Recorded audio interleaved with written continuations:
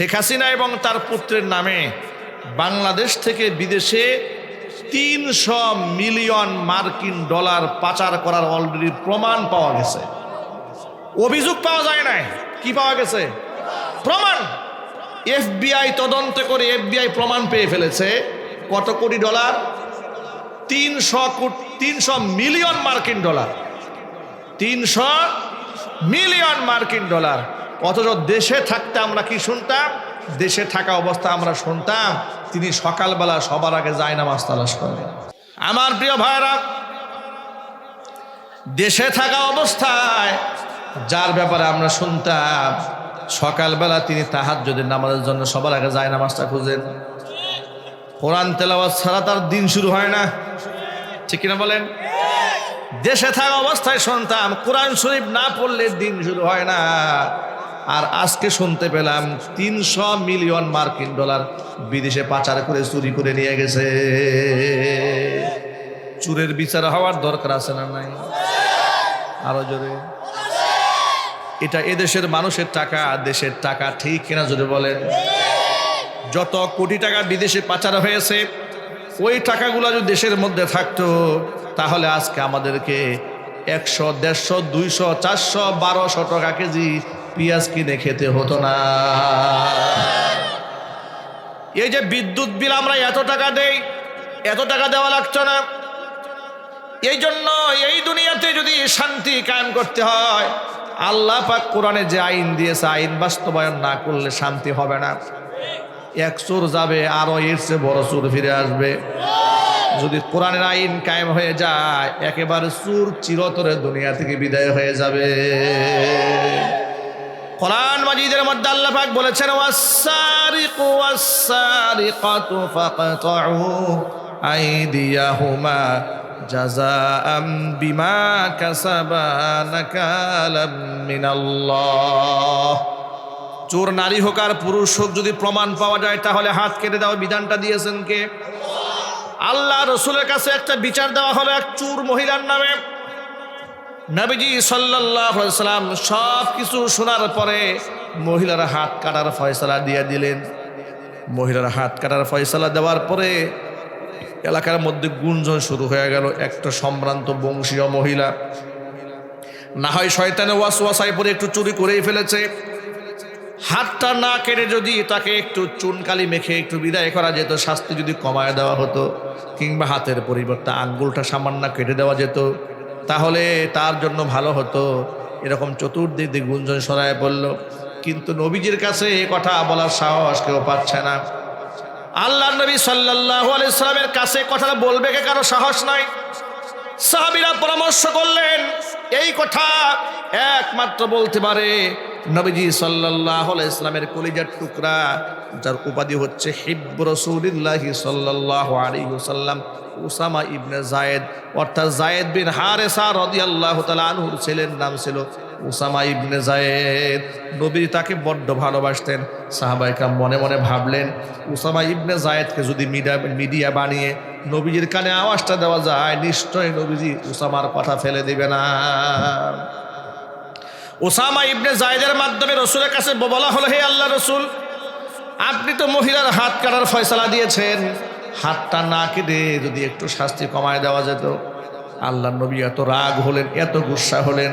হুজুর বললেন, শোনো, তোমাদের পূর্বে যত জাতি এই পৃথিবীতে এসেছিল তারা একমাত্র ধ্বংস হয়েছে এই কারণে, কারণ তাদের উপর আল্লাহর বিধান কার্যকর তারা 100% না করে ধনীদের জন্য একরকম ফয়সালা করতো আর গরিবের জন্য আরেক রকম করতো।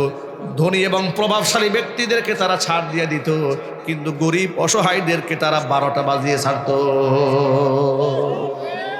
এরপরে নবীজি বলেন, আজকে যদি এই জায়গায় ভদ্র মহিলার জায়গায় যদি মুহাম্মদ সাল্লাল্লাহু আলাইহি ওয়াসাল্লামের মেয়ে ফাতেমাও যদি চুরি করতো, আমি নবীজি কসম করে বলছি আমি আমার কলিজার টুকরা মেয়ে ফাতেমার হাতটাও কেটে দিতাম। ইসলাম এই পৃথিবীতে ইনসাফ শিখিয়েছে, ইসলাম জুলুম শেখায় নাই। জোরে কোন সুবহানাল্লাহ। কিন্তু আপনি দেখুন, একটু চিন্তা করে দেখেন সাধারণ মানুষেরা কি কাজটা করে।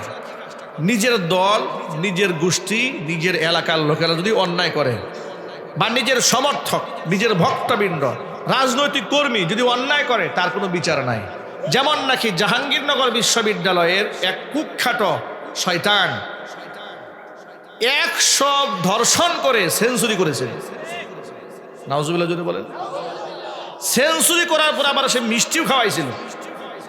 এই কুখ্যাত কাজটি যে ভদ্রলোক করেছিল তার কোনো বিচার বাংলাদেশে হয় নাই, কারণ সে ছিল স্বৈরাচারের দলের লোক। ঠিক কিনা বলেন? ওই যে আগেই বলেছি, নিজের দলের লোক হলে কোনো বিচার হবে না। পক্ষান্তরে মাওলানা মাহমুদুল হক নিজের বউ নিয়ে রিস্তুটে গেছে, বউকে দিয়ে স্বামীর বিরুদ্ধে ধর্ষণের মামলা করাইছে, আসছে ডিবি অফিসে আটকায় রাখছে। মামলা করবি নাকি দিব, একদম ভয়ে সন্তানদেরকে মেরে ফেলবে, খুন করে ফেলবে, গুম করে ফেলবে, ভয়ে বেচারি মামলা করে দিয়ে দিয়েছে।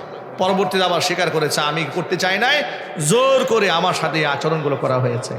সাধারণ মানুষ মানুষের সাথে এমন জুলুম করে, ইসলাম কারো উপর জুলুম করে নাই। এই জন্য বিচার ব্যবস্থা পরিবর্তন করে কোরআনী শাসন ব্যবস্থা কায়েম করা দরকার। কথা বলতে হবে, ঠিক কিনা বলেন? শুধুমাত্র ওয়াজ নসিহত করে মানুষকে নামাজি বানানো যাবে না, সুদ বন্ধ করা যাবে না, ঘুষ বন্ধ করা যাবে না, দুর্নীতি বন্ধ করা যাবে না, জিনা ব্যভিচার বন্ধ করা যাবে না, মদ জুয়াও বন্ধ করা যাবে না। এগুলো বন্ধ করতে গেলে রাষ্ট্রীয় আইনের প্রয়োজন। এই জন্য আমার যুবক ভাইরা সকলেই মনে মনে ইচ্ছা রাখেন, আমরা বাংলার জমিন আল্লাহ পাকের কোরআনের আইন দেখতে চাই। ইনশাল্লাহ বলেন, কোরআনের শাসন দেশে কায়েম হোক। কারা কারা চান দু হাত দেখতে চায়? আল্লাহ তুমি কবুল করে নাও, জোরে জোরে কর আল্লাহুম্মা আমিন। কিন্তু এখানেও দেখবেন মুনাফিকি হয়ে গেছে। এই যে আপনারা হাত তুললেন, আমরা কোরআনের শাসন চাই, কিন্তু যেই লোকের মাধ্যমে কোরআনের শাসন হবে, নির্বাচনে তিনি পদপ্রার্থী হয়ে দাঁড়ায় গেলে আপনারা তাকে ভোট না দিয়া ভোট দিবেন মদখোরকে, ঘুষখোরকে, লম্পটকে, আলেম বিদ্বেষীদেরকে। এবার আপনারা একটু বলেন, হাসানুল হক ইনুর মতো ব্যক্তি এই দেশে কেমনে এমপি হয়? রাশেদ খান মেননের মতো ইসলাম বিদ্বেষী মানুষগুলা মুসলমানদের দেশে এমপি মন্ত্রী কিভাবে হয়? তাহলে এর দ্বারা বোঝা যায় এদেশের মুসলমানদের জবানের ঠিক নাই। এখন জবান ঠিক করতে হবে। মুসলমান ভুল বুঝতে পেরেছে, আলহামদুলিল্লাহ। ভুল যদি না বুঝতো তাহলে স্বৈরাচারীকে এমন দৌড়ানি দিত না। কথা জুড়ে বলেন, ঠিক না জুড়ে বলেন? এদেশের মুসলমানরা বুঝে ফেলেছে তন্ত্রমন্ত্র দিন শেষ, কোরআন সুন্নাহর বাংলাদেশ। সামনে যদি কোরআন এবং সুন্নাহ কায়েমের জন্য আরো একটা অভ্যুত্থানের প্রয়োজন হয়, আপনারা কি রাজি আছেন কিনা? দুহাত দেখতে চাচ্ছি।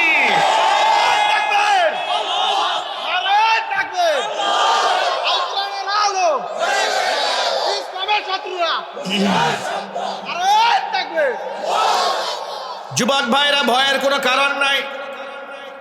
দুনিয়াতে তো একদিন এসেছি, দুনিয়া থেকে বিদায় কিন্তু হতেই হবে। দুনিয়াতে চিরদিন থাকা যাবে না। টাকা পয়সা থাকলেও দুনিয়াতে চিরদিন থাকা যাবে না, যদি কোন ঠিক কিনা? আর ইজ্জত সম্মান আল্লাহ যদি না দেয়, পয়সা দিয়ে কামানো যায় না। ইজ্জত সম্মান আল্লাহ যদি না দেন, তাহলে বন্দুকের নলা দিয়ে ইজ্জত পাওয়া যায় না। বন্দুকের নল ঠেকিয়ে যদি সম্মান ধরে রাখা যেত, শেখ হাসিনা এত বেইজ্জত হতো না। ঠিক কিনা বলেন? যার দাপট, অহংকার, আহারে অহংকার, শেখ হাসিনা পালায় না, শেখ হাসিনা পালায় না। কি অহংকার! সেই অহংকার গেল কই? অহংকার গেল কোথায়? অহংকারকে আল্লাহ মাটির সাথে চূর্ণ বিচূর্ণ করে দিয়েছে। অহংকার করা যাবে না। অহংকারের একমাত্র মালিককে আল্লাহ পাক, একমাত্র অহংকারের মালিক। নিজের মধ্যে অহংবোধ রাখা যাবে না। কোনো ইমানদার ব্যক্তি অহংকার করতে পারবে না। যুবক ভাইয়ের আমার, দুনিয়াতে ইচ্ছা করলেই সম্মান পাওয়া যাবে না। সম্মান দেওয়ার মালিককে। ইচ্ছা করলেই ক্ষমতায় আপনি টিকে থাকতে পারবেন না, ক্ষমতা দেওয়ার মালিককে। সুতরাং সে আল্লাহকে ভয় করুন। যেহেতু হয়তো আমাকে দুনিয়াতেই বিদায় হতে হবে, কত সুরতে বিদায় মানুষ হয় শোনেন। হয়তো জ্বরে আক্রান্ত হয়ে মারা যায়, টাইফয়েডে আক্রান্ত হয়ে মারা যায়, রোড অ্যাক্সিডেন্টে মারা যায়। টুল প্লাজাতে গত রজনীতে আপনারা দেখেছেন, আপনার মাওয়া এক্সপ্রেসওয়েতে টুল প্লাজার মানুষ টুল দেওয়ার জন্য দাঁড়িয়েছে। পিছন দিক থেকে বাস একটা এসে 2-3টা গাড়ির উপর দিয়ে ডাইরেক্ট মেরে দিয়েছে। 5 জন মানুষ সাথে সাথে মারা গেছে। যারা সেখানে টুল দেওয়ার জন্য দাঁড়িয়েছিল 1 সেকেন্ড আগেও কল্পনা করে নাই এটাই তার জীবনের শেষ মুহূর্ত। ঠিক কিনা ভাই? কেউ কল্পনা করে না মৃত্যুটা এটা অপরিহার্য, কিন্তু কখন কার আসবে কেউ কল্পনাও করতে পারে না। 1 সেকেন্ডের নাই ভরসা। একটা গান গেয়েছিল এক শিল্পী, এই শিল্পী স্টেজে এই গান গাইতে গাইতে স্টেজে মারা গেছে। পৃথিবীবাসীর কাছে এমন হাজারো নজিরা আছে, কিন্তু মানুষ শিক্ষা গ্রহণ করে না। মানুষ শুধু স্বপ্ন দেখতে থাকে, হ্যান করেঙ্গে তেন করেঙ্গে লাঠিকে আন্দার মুগুর ভরেঙ্গে। কত স্বপ্ন দেখে, নিজের আসল স্বপ্নের কথা সে ভুলে যায়। যুবকেরা, এর মানে হচ্ছে আমি শুধু সবক শোনাতে চাই, মরতে তো আমাদের হবেই। সে সুরত বিভিন্ন রকম হতে পারে, ডায়াবেটিস আক্রান্ত হয়ে মরে যেতে হতে পারে, হার্ট স্ট্রোক করে মরার প্রয়োজন লাগতে পারে, কিডনি পচে মরা লাগতে পারে, রাস্তাঘাটে রোড অ্যাক্সিডেন্ট করে কুকুরের মতো মরে থাকতে হতে পারে। মানে মৃত্যুর হাজারো সুরত আছে না নাই? হাজারো সুরতের মধ্যে আমরা আল্লাহর কাছে চেয়ে নেব, রব্বুল আলামিন তোমার পথে তুমি আমাদেরকে শাহাদাতের মৃত্যু দান করো। আল্লাহর পথে যদি আপনি শহীদ মৃত্যু চান, সম্মান কত বেশি কিয়ামতের দিন।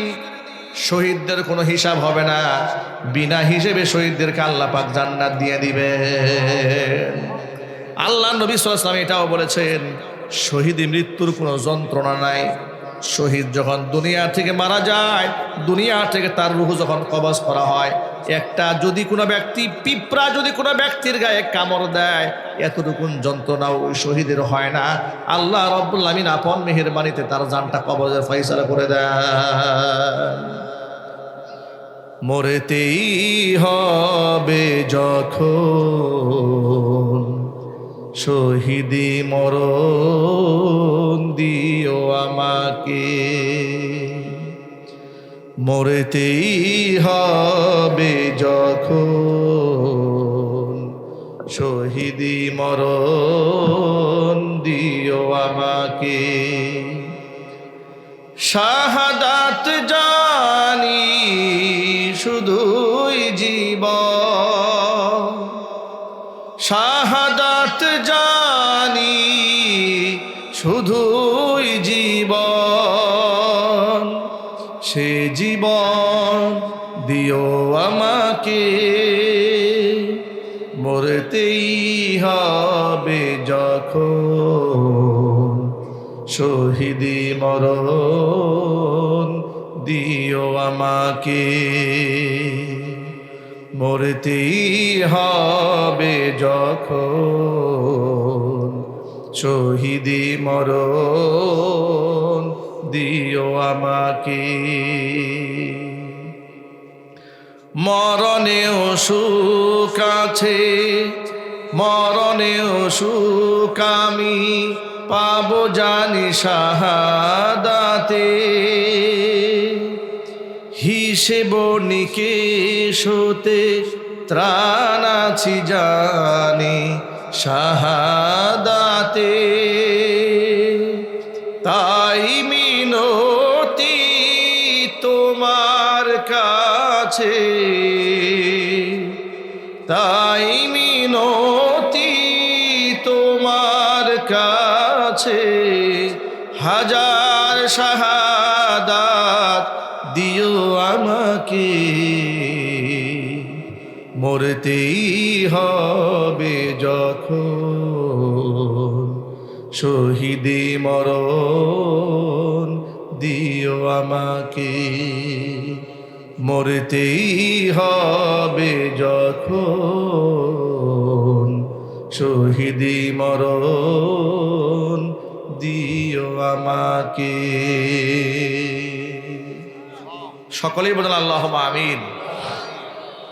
প্রিয় যুবক ভাইয়ের আমার, আল্লাহর পথে জীবন দেওয়ার কত সম্মান লক্ষ্য করেন।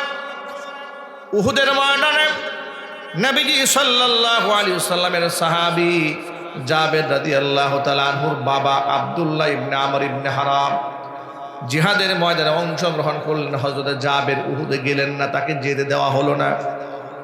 জাবেরের পিতা জাবেরকে ডেকে বলে, ও জাবের শোনো, তুমি জিহাদে যাবে না, আমি যাব জিহাদে।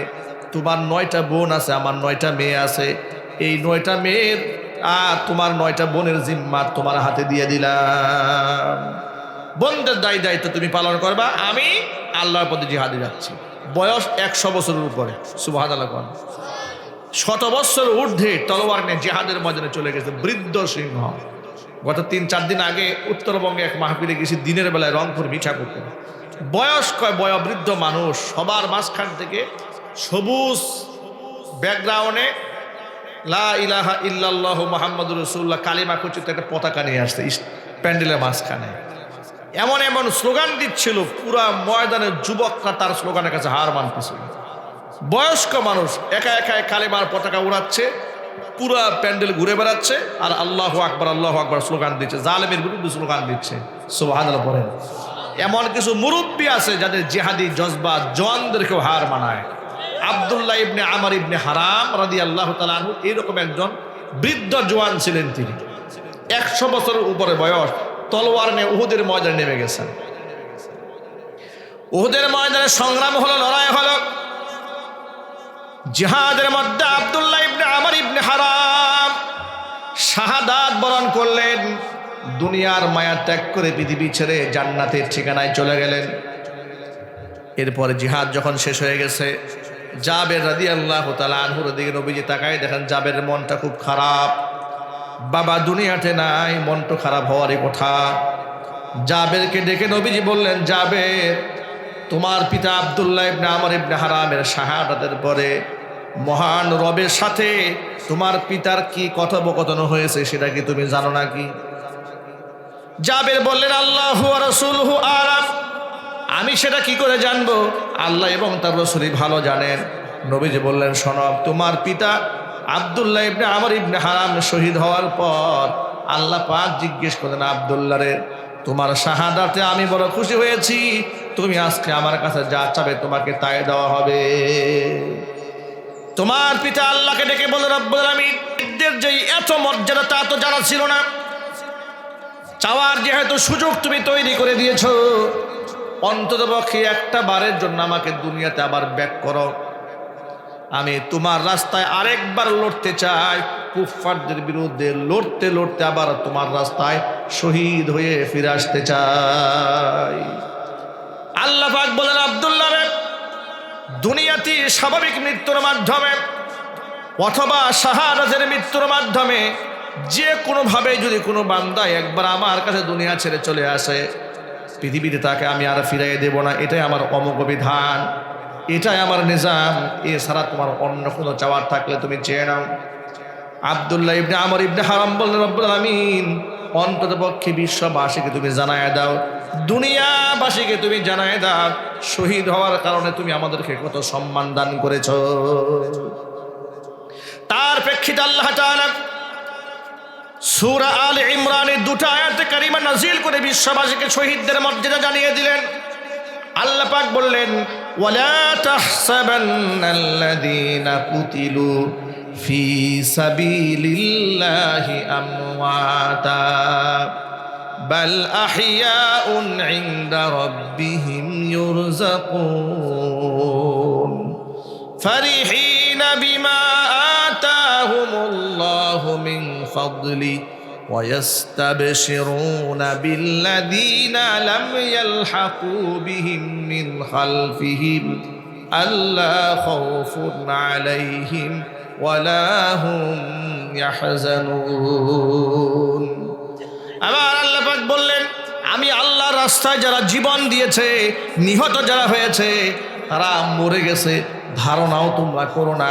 শহীদরা কোনোদিন মরে না, বাল আহইয়াউন, ওরা জীবিত আছে। ইনদা রাব্বিহিম ইউরযাকুন, আমি আল্লাহ, আমি তাদের রব, আমার পক্ষ থেকে তাদেরকে রিজিক সরবরাহ করা হয়। ফারিহিনা বিমা আতাহুমুল্লাহু মিন ফাদলিহি, আমি আল্লাহ তাআলা তাদেরকে যে নিয়ামত দান করেছি, নিয়ামত নিয়ে তারা বড্ড খুশি। জোরে বলেন সুবহানাল্লাহ।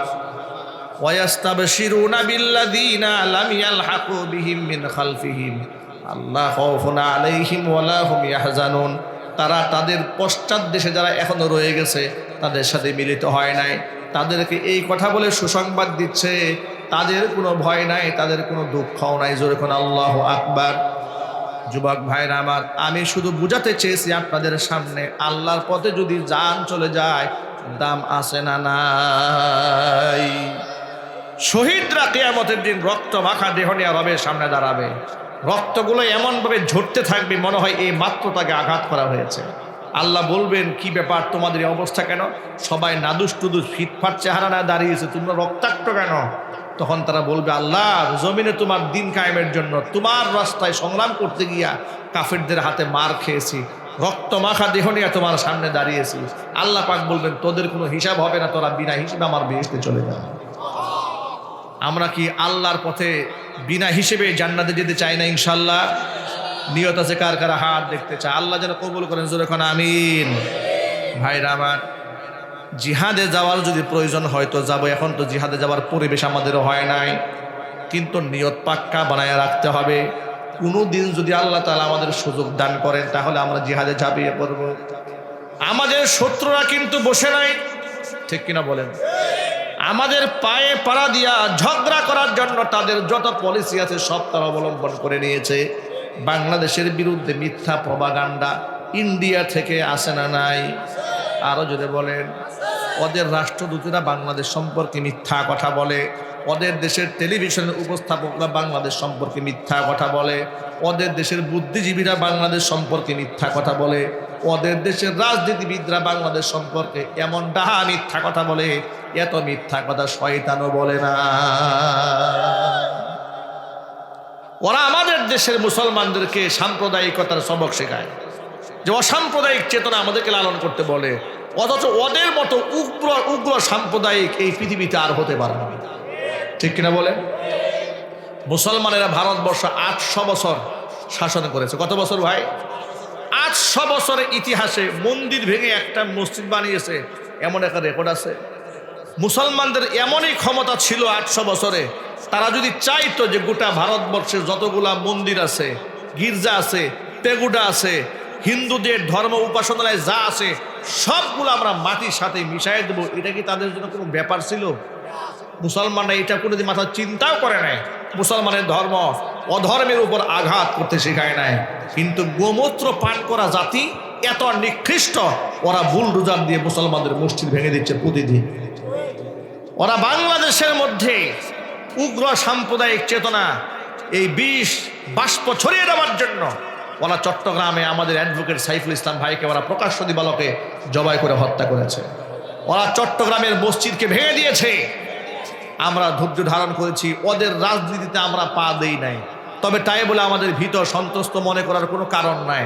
তোমরা যদি আমাদের মসজিদের দিকে চোখ রাঙায় তাকাও, ওই চোখ আমরা উপড়ায় ফেলবো। কথা বলেন ঠিক কিনা? তোমরা যদি আরেকটা মুসলমানের গায়ে তোমরা হাত তুলো, যে হাত তোমরা তুলবে সে হাত আমরা গুড়াই দেব। আমাদের সংখ্যায় দুর্বল মনে করার কোনো কারণ নাই। পৃথিবীর ইতিহাসে মুসলমানরা সবসময় সংখ্যায় কমই ছিল, কিন্তু আল্লাহর রহমত নিয়ে তারা বিজয় লাভ করেছে। যদি ইমানি শক্তি থাকে, গোমূত্র পানকারী নিকৃষ্ট মুশরিকদের সাথে লড়াই করতে আপনারা প্রস্তুত আছেন? কারা কারা প্রস্তুত? আমি দু হাত দেখতে চাচ্ছি। আল্লাহ সকলকে কবুল করেন।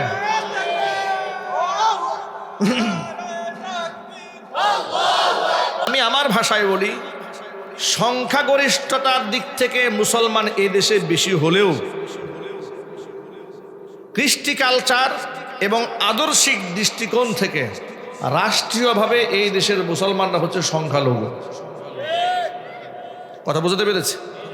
সংখ্যার দিক থেকে মুসলমান সংখ্যাগরিষ্ঠ, কথা সত্য, কিন্তু কৃষ্টি কালচার এই দৃষ্টিকোণ থেকে যদি আপনি বিবেচনা করেন তাহলে এই দেশে মুসলমানরা হচ্ছে সবচেয়ে সংখ্যালঘু। উদাহরণ দিয়ে কয়েকটা কথা বললেই খুব সহজে বুঝে ফেলবেন।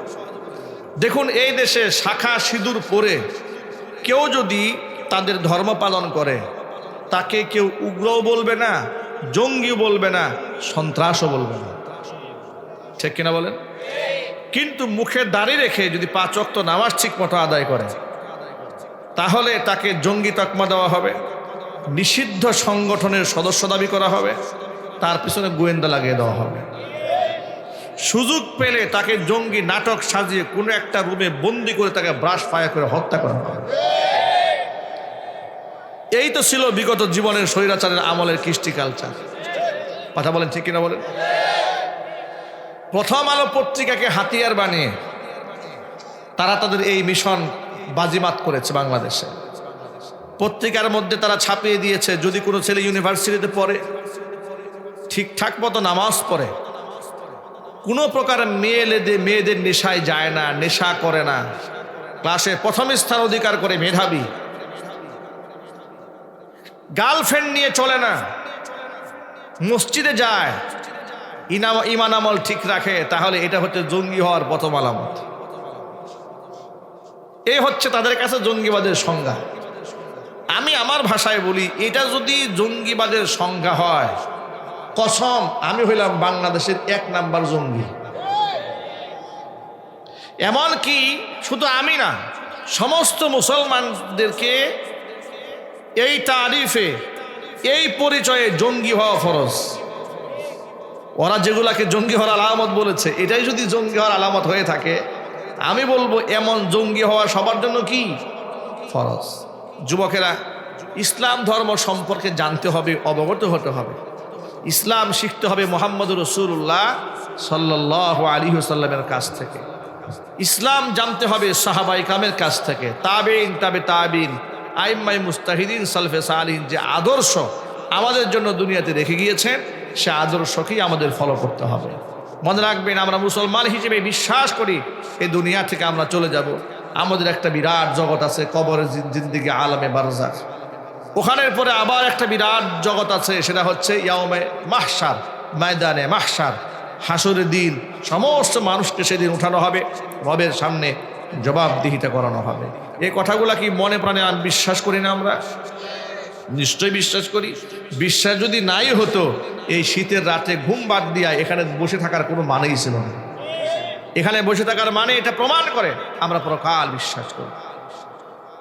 যুবক ভাইয়েরা আমার, নবী করিম সাল্লাল্লাহু আলাইহি ওয়াসাল্লাম যে আদর্শ আমাদের জন্য রেখে গিয়েছেন, হুজুরের সে আদর্শে বর্ণনার মধ্যে ব্যক্তি জীবনের আদর্শ যেমন আছে, পারিবারিক জীবনের আদর্শ যেমন আছে, রাজনৈতিক জীবনের আদর্শ আছে, সামাজিক জীবনের আদর্শ আছে, আন্তর্জাতিক অঙ্গনে কিংবা পার্শ্ববর্তী দেশের মানুষের সাথে মুআশারা কেমন হবে সেই ব্যাপারেও দিক নির্দেশনা খুলে খুলে কোরআন মাজিদের মধ্যে বর্ণনা করে দেওয়া হয়েছে। যদি বলেন সুবহানাল্লাহ।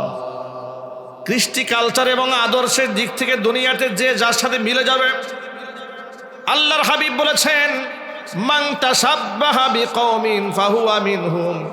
এই পৃথিবীতে যে যার সাদৃশ্য অবলম্বন করবে, পরকালে আল্লাহ পাক তার সাথে তার হাসর নসিব করাইয়া দিবেন। আমি ছোট্ট করে আপনাদেরকে প্রশ্ন করি, আপনারা জবাব দিয়ে বলেন তো, রাসূলুল্লাহর সাথে হাসর হোক এটা কি আমরা চাই না? শহীদদের সাথে হাসর হোক এটা কি আমরা চাই না? ইমানদারদের সাথে হাসর হোক এটা কি আমরা চাই না? নবীজির হাতে হাউজে কাউসার পান করার আগ্রহ আছে কার কার? দুহাত দেখতে চায়। আল্লাহ তাআলা যেন হুজুরের হাতে হাউজে কাউসার পান করার তৌফিক আমাদের দান করেন। জোরে কোন আমিন। আল্লাহর নবী সাল্লাল্লাহু আলাইহি ওয়াসাল্লাম হুজুরকে যখন সূরাতুল কাউসার উপহার দেওয়া হলো, নবীজি সাল্লাল্লাহু আলাইহি ওয়াসাল্লামকে আল্লাহ পাক বললেন, ইন্না আ'তাইনাকাল কাউসার ফাসাল্লি লিরাব্বিকা ওয়ানহার ইন্না শানিআকা হুয়াল আবতার। ইন্না আ'তাইনাকাল কাউসার, ও নবীজি আপনাকে আমি কাউসার দান করলাম। বিনা শর্তে নয়, 2টা শর্তের ভিত্তিতে। 1 নাম্বার শর্ত হচ্ছে ফাসাল্লি লিরাব্বিকা ওয়ানহার। 1 নাম্বার শর্ত, আপনার রবের জন্য আপনাকে নামাজ কায়েম করতে হবে, নামাজ আদায় করতে হবে। 2 নাম্বার ওয়ানহার, রবের জন্য আপনাকে কোরবানি দিতে হবে। নামাজও কায়েম করতে হবে, রবের জন্য কোরবানিও দিতে হবে। তাহলে নবীজি সাল্লাল্লাহু আলাইহি ওয়াসাল্লামের হাতে হাউজে কাউসার পান করা যাবে। সুতরাং যত ভাইরা এখানে এসেছেন, সকল ভাইদের জন্য আমার উদাত্ত আহ্বান, আমরা তো কালিমায় বিশ্বাসী, এক আল্লাহ বিশ্বাসী, পরকালে বিশ্বাসী। আমরা ঈমান এনে নিয়েছি ওয়াল কদরি খাইরিহি ওয়া শাররিহি মিনাল্লাহি তাআলা। ভালো মন্দের সব কিছুর ফয়সালা কার পক্ষ থেকে হয়? বিশ্বাস যেহেতু অন্তর ধারণ করেছি, ইমানের পর সবচেয়ে গুরুত্বপূর্ণ ইবাদত একজন মুসলমানের জন্য নামাজ। হাদিস শরীফের মধ্যে এসেছে, আল্লাহর হাবিব বলেছেন, বুনিয়াল ইসলামু আলা খামসিন, শাহাদাতি আল্লা ইলাহা ইল্লাল্লাহ ওয়া আন্না মুহাম্মাদার রাসূলুল্লাহ ওয়া ইকামিস সালাতি ওয়া ইতাইজ যাকাত ওয়া হজ্জিল বাইতি ওয়া সাওমি রমাদান আও কামা ক্বালা আলাইহিস সালাতু ওয়াস সালাম। এক নাম্বার হচ্ছে ঈমান। মুসলমানের ভিত্তি, ইসলামের ভিত্তি হচ্ছে পাঁচটা স্তম্ভের উপরে। কয়টি? পাঁচটা আঙ্গুল উঁচা করেন। পাঁচটি খুঁটির উপর দাঁড়ায় আছে ইসলাম। এক নাম্বার হচ্ছে এই কথার সাক্ষ্য প্রদান করা যে আল্লাহ ছাড়া কোনো মাবুদ নাই, মুহাম্মদ রাসূলুল্লাহ সাল্লাল্লাহু আলাইহি ওয়াসাল্লাম আল্লাহ পাকের প্রেরিত বান্দা এবং তার রাসূল।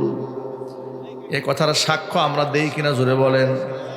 আল্লাহ নবী, আল্লাহ রসুল, এ কথা কি মানতে কারো কোনো অসুবিধা আছে? একদিক থেকে তিনি রসুল এবং সাথে সাথে আল্লাহ পাকের বান্দা তিনি। ঈমান এনেছে এই কথার উপরে।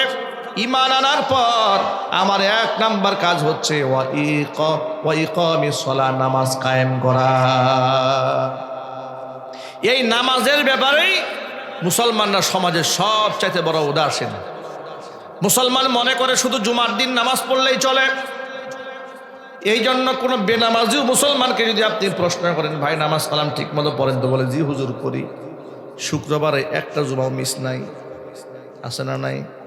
কিন্তু আপনারা বলেন শুধু শুক্রবার নামাজ পড়লে কি নাজাত পাওয়া যাবে?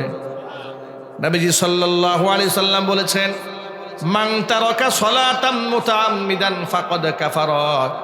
ইচ্ছাকৃতভাবে যদি কেউ এক ওয়াক্ত নামাজ কাজা করে, একটি নামাজ যদি কেউ ছেড়ে দেয়, তাহলে সেই ব্যক্তি যেন কাফের হয়ে যায়। হাদিস শরীফের ভাষ্য হচ্ছে ফাকাদ কাফারা, তাহলে সে কুফরি করেছে। কোন ফকিহ বলেছেন সে একদম কাফের হয়ে গেছে। আবু হানিফা রাহমাতুল্লাহ বলেছেন না, কাফের হয় নাই, তবে সে কাফের সমতুল্য কাজ করেছে। মনে হয় সে কাফের হয়ে গেছে, এমন জঘন্য পাপ করেছে যে এই ব্যক্তি নামাজ ছেড়ে দিয়েছে। যুবকেরা, সেই নামাজ নিয়ে আমাদের দেশে উদাসীনতা আছে না নাই? নামাজের ব্যাপারে আমাদের গাফিলতি আছে না নাই? আছে। নামাজ পড়লেও তো মনোযোগ দিয়ে আমরা পড়ি না। বেশিরভাগ তো নামাজই পড়ে না, কিন্তু নিজেকে সাচ্চা পাক্কা ইমানদার দাবি করে। বেনামাজি কেউ যদি আপনি বলেন যে ভাই আপনার ইমানের কিন্তু কোনো খোঁজ খবর নাই, বলবে থাপ্পড় দিয়ে দাঁত ফেলাই দেব। আমার 14 গোষ্ঠীর মুসলমান, নামাজ না পড়লে কি হবে? ইমান ঠিক আছে? ঠিক কিনা বলেন? সুদ খাইলে কি হবে? ইমান ঠিক আছে। ঘুষ খাইলে কি হবে? ইমান ঠিক আছে। ওই যে প্রায় সময় আপনারা দেখেছেন মালিক ড্রাইভার নামক এক ভদ্রলোক, পত্রপত্রিকার মধ্যে তার নাম আপনারা শুনেছেন। সরকারের একজন কর্মকর্তা, ঊর্ধ্বতন কর্মকর্তা, সচিবের ড্রাইভার ছিল। ড্রাইভারের অ্যাকাউন্টে 200 কোটি টাকা। চেহারা দেখলে মনে করবেন এই মাত্র বেহেশত থেকে আসছে। লম্বা লম্বা দাড়ি, আহারে। ওই কিছুদিন আগে এরপর আপনার প্রশ্নপত্র ফাঁসের সাথে খালি প্রশ্ন ফাঁস হয়ে যায়, খালি প্রশ্ন ফাঁস হয়ে যায়। বিসিএস এর প্রশ্ন ফাঁস হয়ে যাচ্ছে, MBBS ডাক্তার হবে প্রশ্ন ফাঁস হয়ে যাচ্ছে। কথা বলেন ঠিক কিনা বলেন? সব প্রশ্ন ফাঁস হয়ে যাচ্ছে। এরপরে ধরা হলো মসজিদ কাকুরে, জিজ্ঞেস করা হলো প্রশ্ন ফাঁস করে যা কামাইছেন টাকা কই? কয়টা টাকা সব আল্লাহর রাস্তায় দান করে দিয়েছে। আরে কত বড় বুজুর্গ দেখছেন। এইরকম বুজুর্গের কিন্তু অভাব নাই। এই যে আজকে বাংলাদেশের প্রথম সারির সবগুলা মিডিয়াতে এসেছে,